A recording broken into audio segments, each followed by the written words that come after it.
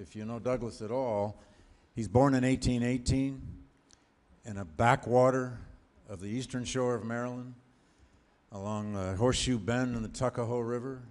He lives till 1895, 77 years. He lives that entire trajectory of the American story of slavery, its destruction and all-out Civil War, the Reconstruction era, the era of the Gilded Age, Jim Crow and lynching. He lives that entire trajectory of, in some ways, the most pivotal issue of certainly the 19th century in America.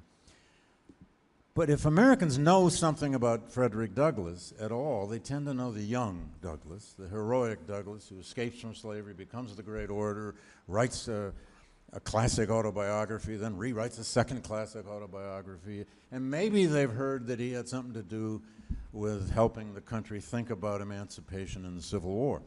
But they don't tend to know anything about that older Douglass, the man who lives 30 years after the war, the man who's the old radical outsider who becomes the political insider, who was the former abolitionist who now becomes a Republican Party functionary after the Civil War, a man who lives long enough to see the great triumph of his life, which he experienced in his 40s. And how many radical reformers actually live to see their cause win in the middle of life, and then live long enough to see that cause being eroded, betrayed, maybe even all but destroyed?